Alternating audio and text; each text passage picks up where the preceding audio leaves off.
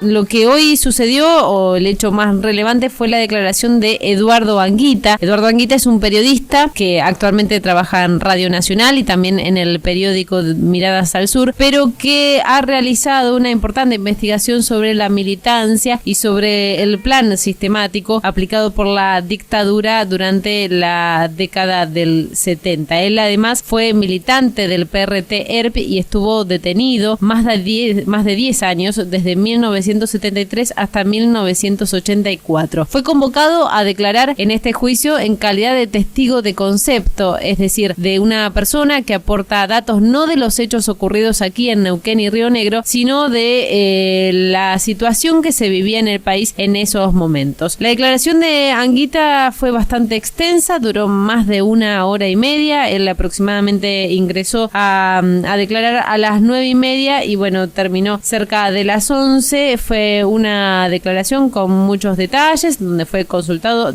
sobre muchas cosas, y también fue una declaración bastante trabada por las objeciones que presentaba en particular los abogados defensores de los acusados, de los imputados, a las preguntas que realizaban sus colegas de las querellas, por considerarlas que no debían realizar preguntas básicamente que tenían que ver con consideraciones, con opiniones de Anguita. De todas formas, Anguita se expresó ampliamente, hizo referencia en virtud, digamos, de sus investigaciones como periodista e historiador, pero también hizo referencia a su experiencia personal. Entre otras cosas, lo que dijo Anguita es que los sectores de más poder de la sociedad impulsaron un golpe para llevar a cabo un plan sistemático genocida con el objetivo de acallar voces y revertir la economía. Él aseguró que hubo una retracción de la economía desde que se instaló el golpe de Estado. Además, hizo hincapié en la participación civil en la dictadura militar. Incluso dijo que hay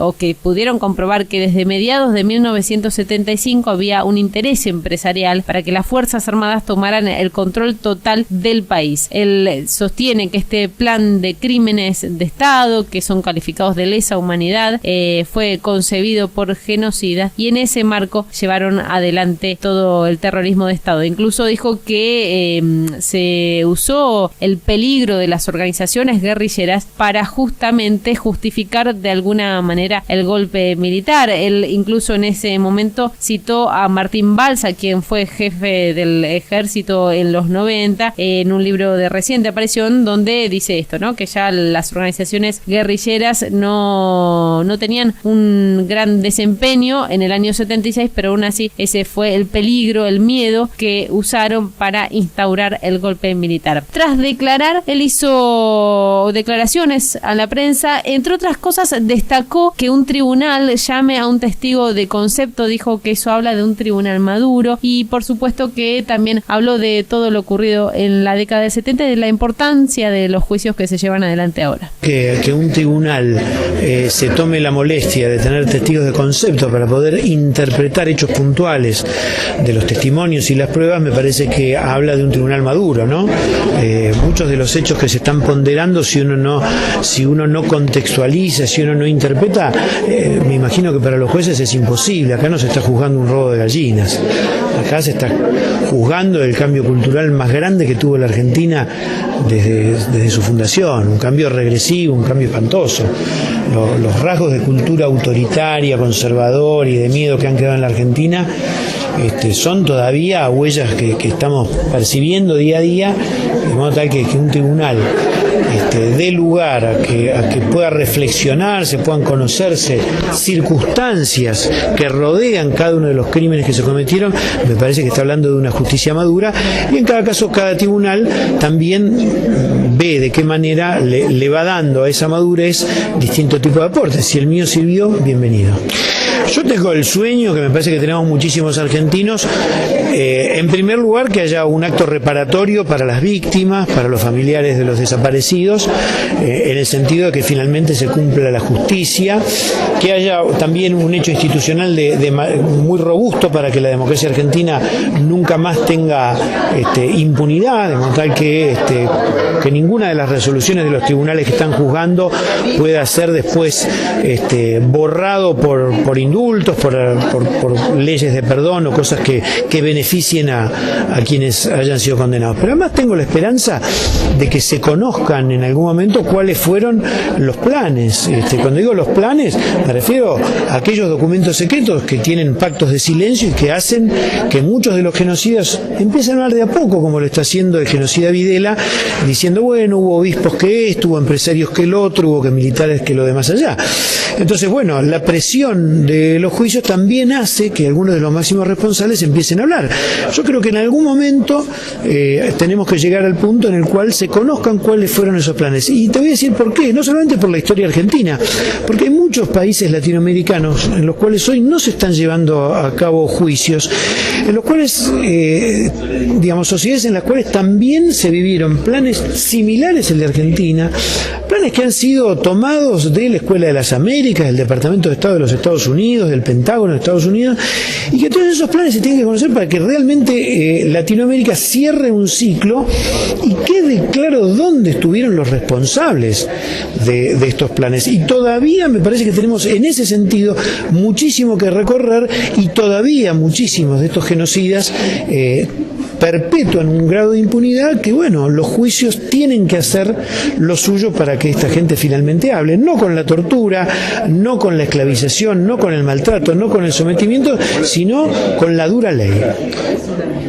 ¿Sí? Una de las cuestiones que se están planteando en este juicio es la participación tanto de la policía de Río Negro como la policía de Neuquén en los hechos, ¿no? Más allá que usted no estuvo en la región en esa época, pero usted habló de que la policía se concebía como un auxiliar de la represión, y es justamente uno de los puntos fundamentales de este juicio, la actuación, el accionar de la policía.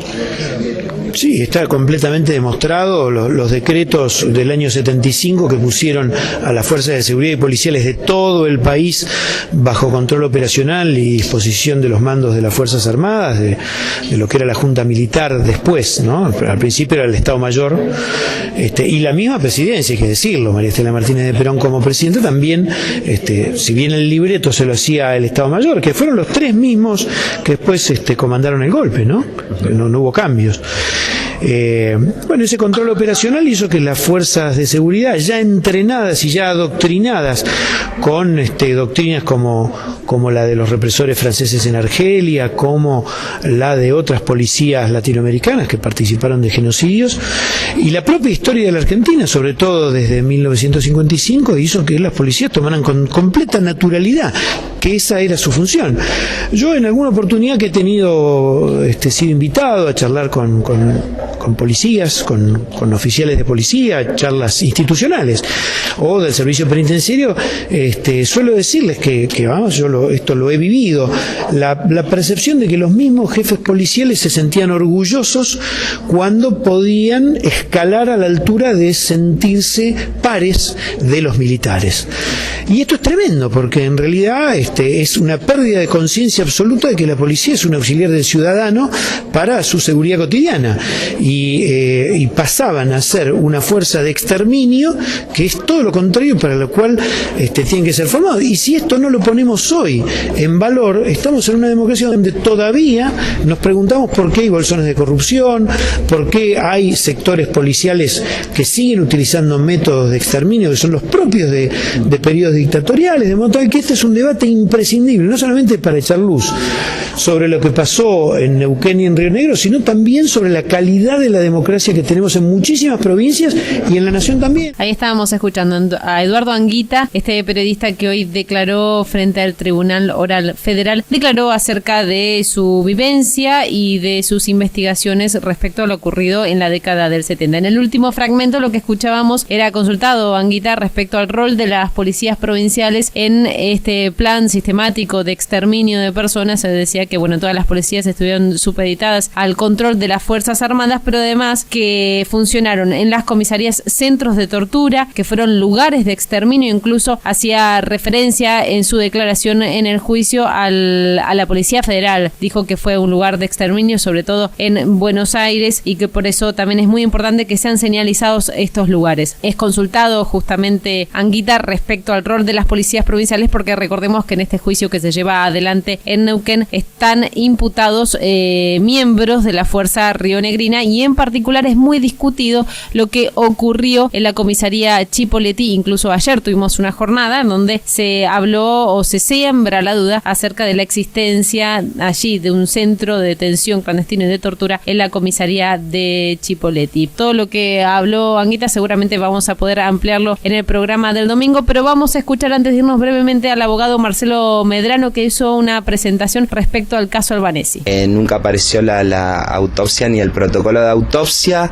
De los 3 médicos que estaban convocados a declarar, uno prácticamente no recordaba nada, el otro declaró, fue bastante remiso a contestar preguntas, comprometió la entrega de unos cuadernos donde podía constar la autopsia, no los entregó, y hoy, frente al último testigo que nos daba la posibilidad de contrastar todos estos datos que aparecen como confusos, contradictorios, inconsistentes, la Fiscalía por cuestiones de edad avanzada y de salud del testigo lo desistió, con lo cual todo lo que tiene que ver con el caso Albanesi quedó en un estado de incertidumbre claro, pero además es muy posible que haya existido un delito concreto en relación a la autopsia.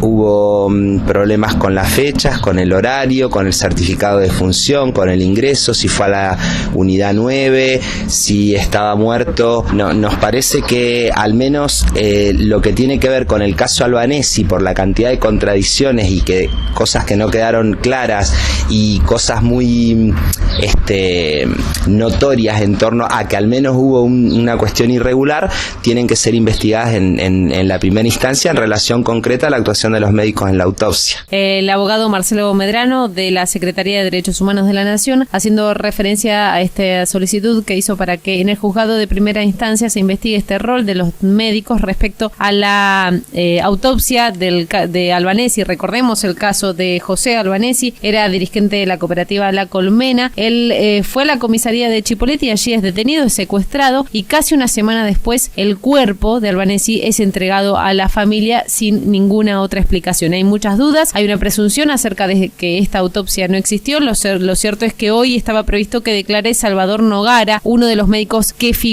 su firma figura en esta acta de autopsia. Nogara, como escuchábamos recién al abogado Medrano, fue desistida su declaración por su estado de salud y su avanzada edad. Los otros 2 médicos que lo hicieron previamente tampoco pudieron dar información o fueron muy contradictorios respecto a este documento que está en la causa. Finalmente, recordemos que mañana hay otra audiencia que comienza a las 9 de la mañana y que está previsto por la tarde que declaren los hermanos Pailos, quienes también denunciaron tormentos en la comisaría de Chipoleti.